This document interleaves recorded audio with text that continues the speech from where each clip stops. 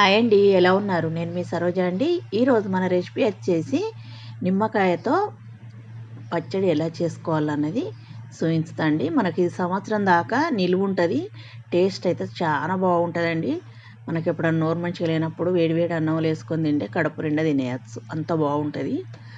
మనం ఇప్పుడు పచ్చడి ఎలా పెట్టిందన్నది వీడియోలోకి వెళ్ళి చూద్దాం. ఫస్ట్ టైం మన ఛానల్ చూసే వాళ్ళైతే పక్కకున్న బెల్ ఐకాన్ క్లిక్ చేయండి. నేను పెట్టే ప్రతి వీడియో మీ ఫోన్కు నోటిఫికేషన్ రూపంగా వస్తుందండి. వెంటనే చూసేయచ్చు. నచ్చిందంటే చేసుకోవచ్చు. చాలా అంటే చాలా బాగుంటుంది. ఈజీగా ఈ నిమ్మకాయ పచ్చడి ఎలా పెట్టుకోవాలన్నది మనం చూసేద్దాం. టేస్ట్ అయితే చాలా బాగుంటుంది. సంవత్సరం దాకా ఇది కలర్ మారదు, టేస్ట్ మారదు. టేస్ట్ అయితే సూపర్ ఉంటుందండి.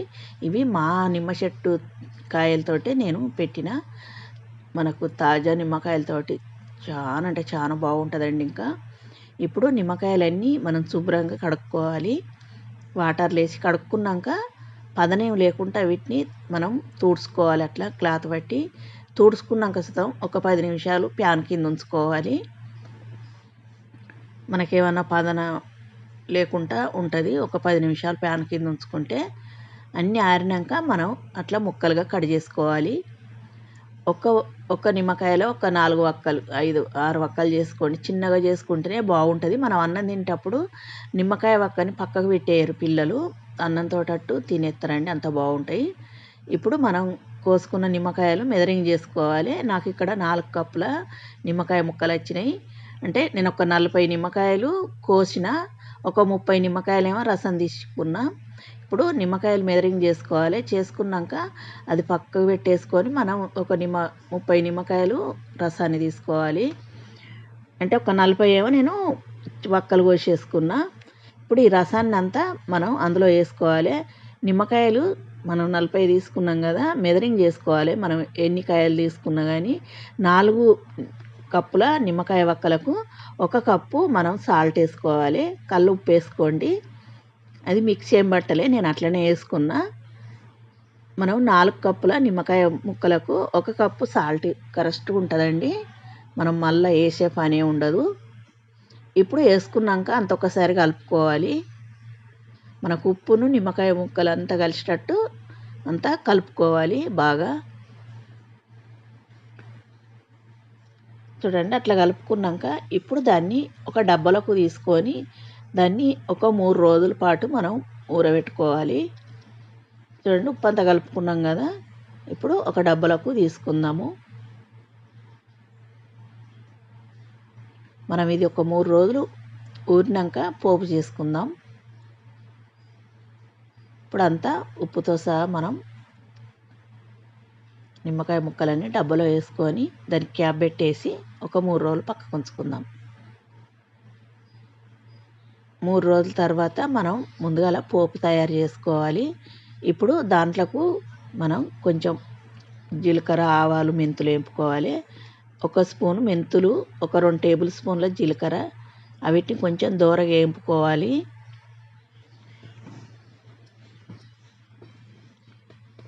వేపుకున్నాక అట్లనే ఒక 2 టేబుల్ స్పూన్ల దాకా ఆవాలు, 2 కానీ 3 కానీ, ఒక చిన్న కప్పుతోటి 1 కప్పు తీసుకోండి. మనకి ఇంట్లో ఆవాలు, జీలకర్ర కానీ మెంతులు కానీ ఎక్కువ ఏం పట్టవు. ఇప్పుడు వీటిని మనం దూరగా వేపుకోవాలి. కొంచెం వేగినాక వీటిని మనం ఒక గిన్నెలకు తీసుకుందాం. స్టవ్ అన్నది మీడియంలో పెట్టుకొని వేపుకోండి, మంచిగా ఎగుతాయి. ఇప్పుడు వీటిని ఒక ప్లేట్లకు తీసుకుందాము. తీసుకున్నాక ఇప్పుడు అదే ప్యాన్ పెట్టుకొని అందులో మనం ఆయిల్ వేసుకోవాలి. మనం ఎప్పుడు కానీ పచ్చడకు నువ్వుల నూనె తీసుకోవాలి. పల్లి నూనె కానీ నువ్వుల నూనె కానీ తీసుకోవాలి. నువ్వుల నూనె కంటే ఇంకా పల్లి నూనె మనకు పచ్చడి అన్నది టేస్ట్ చాలా బాగుంటుందండి. ఇప్పుడు మనం ఏ కప్పుతోటి మనం వక్కలు తీసుకున్నామో అదే కప్పుతోటి 1 కప్పున్నర మనం ఆయిల్ తీసుకోవాలి. అది వచ్చేసి 1/2 కేజీ ఆయిల్ అవుతుంది.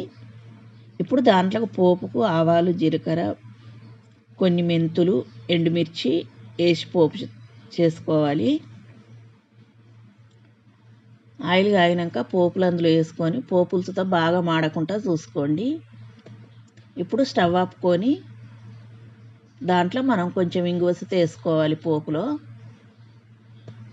స్టవ్ ఆపుకున్నాకనే వేసుకోండి ఇంగువ. ఒక పావు స్పూన్ దాకా వేసుకోండి. వేసుకున్నాక అట్లనే కొన్ని ఎల్లిపాయలతో వేసుకోవాలి. ఎల్లిపాయలు కొంచెం మనం ఆయిల్ చల్లారినాక వేసుకుంటేనే ఎల్లిపాయ అన్నది ఏగకుంటుంటుంది. ఎల్లిపాయలు కొంచెం పచ్చిగా ఉంటేనే మనం పచ్చడి తింటప్పుడు ఎల్లిపాయ వచ్చిన కరకర ఉంటుంది, మంచిగా తినబుద్ధి అవుతుంది. అందు గురించి ఆయిల్ కొంచెం చల్లారినాకనే ఎల్లిపాయలు వేసుకోండి. ఇప్పుడు పోపును పక్కకు పెట్టుకొని మనం ఊరబెట్టుకున్న నిమ్మకాయ వక్కలు ఒక చిన్న బేషన్లకు తీసుకోవాలి. తీసుకున్నాక దాంట్లో ఫస్ట్ మనం సాల్ట్ వేయలేదు కదా, అది పసుపు వేయలేదు కదా, పసుపు వేసుకోవాలండి. ఒక స్పూన్ దాకా పసుపు వేసుకోండి. మీరు ఊరబెట్టేటప్పుడు వేసుకున్నా పర్లేదు, ఇప్పుడు వేసుకున్నా పర్లేదు. ఇప్పుడు పసుపు వేసుకున్నాక అంతా వక్కలన్నీ కలుపుకోవాలి. కలుపుకున్నాక మనం ఏం పెట్టుకున్న ఆవాలు జీలకర్ర పొడి దాన్ని మనం మిక్సీ పట్టుకొని పచ్చళ్ళలో వేసుకోవాలి. అట్లనే కొన్ని ఎల్లిపాయలతో కచ్చపచ్చి దంచేసుకోవాలి. ఎల్లిపాయతోటి ఫ్లేవర్ బాగుంటుంది. ఎల్లిపాయలు కంపల్సరీ వేసుకోండి. కొన్ని ఎక్కువ వేసుకున్నా పర్లేదు, బాగుంటుంది. ఇప్పుడు మనం కారం వచ్చేసి మనం ఏ కప్పుతోటి సాల్ట్ తీసుకున్నామో ఉప్పు, అదే కప్పుతోటి మనం కారంస్ తీసుకోవాలి. కారంస్తో ఒక కప్పు తీసుకోవాలి. 4 కప్పుల నిమ్మకాయ వక్కలకు 1 కప్పు ఉప్పు, 1 కప్పు కారం. నేను ఇది కారం ఇంట్లో పట్టించిందే తీసుకున్నాండి, మనం కూరల్లో వాడుకునేదే. ఇప్పుడు మనం అంతా ఒకసారి అట్లా కలుపుకోవాలి. కారం అంతా వేసుకున్నాక ఇప్పుడు దాంట్లోకి పోపు వేసుకుందాం. పోపు పూర్తిగా చల్లారినాకనే మనం పచ్చళ్ళలో కలుపుకోవాలి, లేకపోతే పచ్చడి అన్నది నిలువ ఉండదండి. అదొక్కటి గుర్తుంచుకోండి. ఆయిల్ కానీ ఎప్పుడు కానీ వేడి చేయొద్దు. వేడి తెస్తే మనకు సంవత్సరం అంతా నిలువ ఉండదు పచ్చడి. పోపు వేసుకున్నాక అంతొకసారి మనం కలుపుకోవాలి. ఈ కొలతలతో ఒకసారి పెట్టుకోండి, చాలా బాగుంటుందండి. పచ్చడి అన్నది ఖరాబ్ కాకుండా ఉంటుంది. పక్కా కొలతలండి ఇవి. ఇప్పుడు మనం అంతా కలుపుకున్నాక చూడండి, మనకు పచ్చడి అన్నది అట్లుంటుంది. మనకి ఇంకా 3 రోజులు ఊరినాక ఆయిల్ అన్నది ఎక్కువ కనబడుతుంది. ఇప్పుడు నేను వెంటనే చూపిస్తున్నా కాబట్టి ఆయిల్ ఎక్కువ లేదు. మనం ఏదన్నా ఏటెన్ డబ్బాలో దాన్ని స్టోర్ చేసుకోవాలి. 3 రోజుల తర్వాత మనకు ఊరి ఆయిల్ సుతం ఎక్కువ ఉంటుంది. చాలా బాగుంటుంది పచ్చడి తింటప్పుడు సుతం. తప్పక ట్రై చేయండి. నచ్చిందంటే లైక్ చేయండి, షేర్ చేయండి, సబ్స్క్రైబ్ చేయండి. నా ఛానల్ సబ్స్క్రైబ్ చేసుకునే వాళ్ళు వెంటనే సబ్స్క్రైబ్ చేసుకోండి. మీ ఫ్రెండ్స్కి, ఫ్యామిలీ మెంబర్కి షేర్ చేయండి.